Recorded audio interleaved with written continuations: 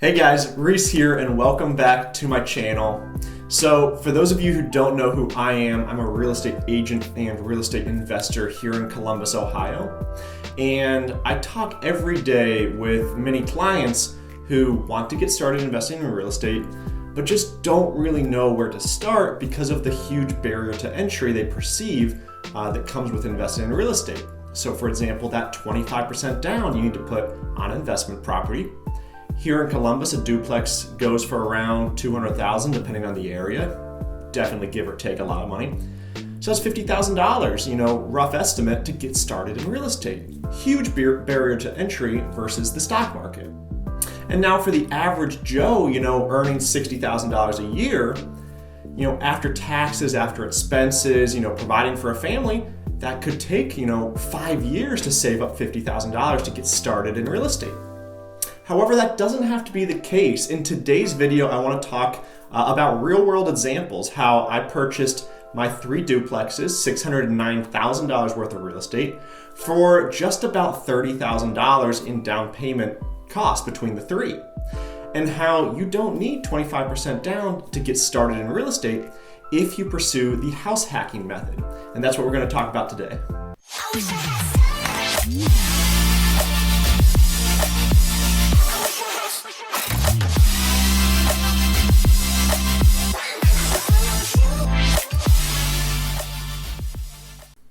Now guys, before we dive in, I'd like to ask you all to go ahead and like this video, please. Leave some comments down below for me to chat with you guys, as well as subscribe to the channel if you like this content and want to see more. Thank you so much.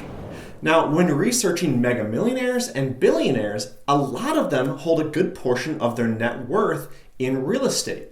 Cash flowing real estate can help the average Joe become a millionaire and multimillionaire given time and disciplined investing. However, getting started, surpassing that first down payment on the first property is the hardest part. There are 2 big barriers to entry of investing in real estate that I think new investors struggle with and get held up on.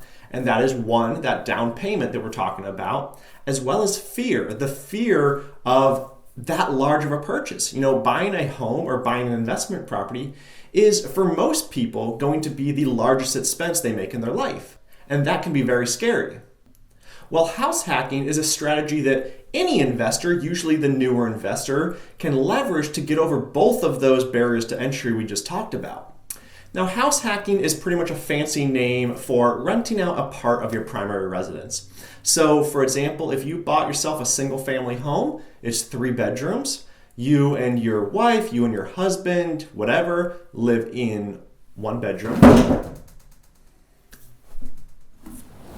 So for example, if you were to buy a single family home that has 3 bedrooms in it, you would say live in 1 of those 3 bedrooms and of course share the common areas.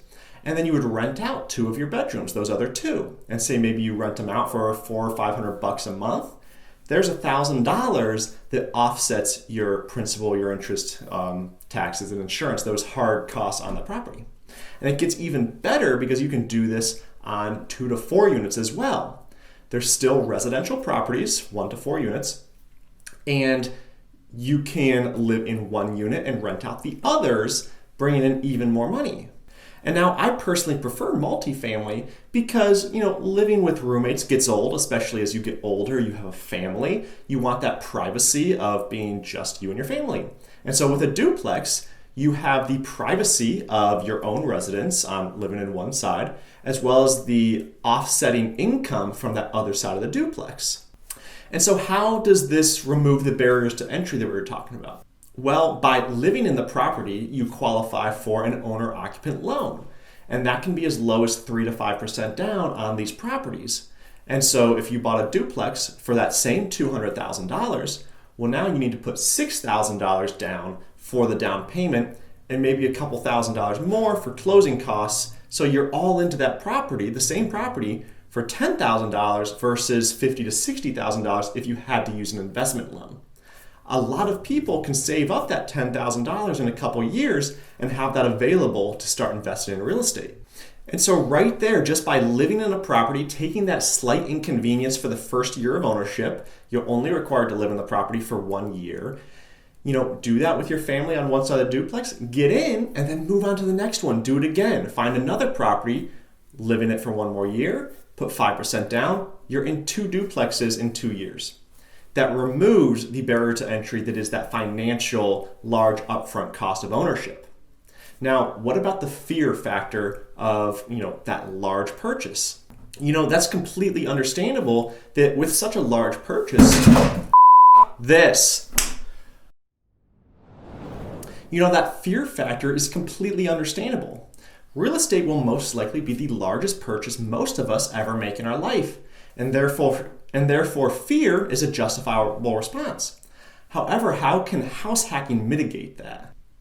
When you buy a home, you lock yourself into a monthly mortgage payment that you are solely responsible for.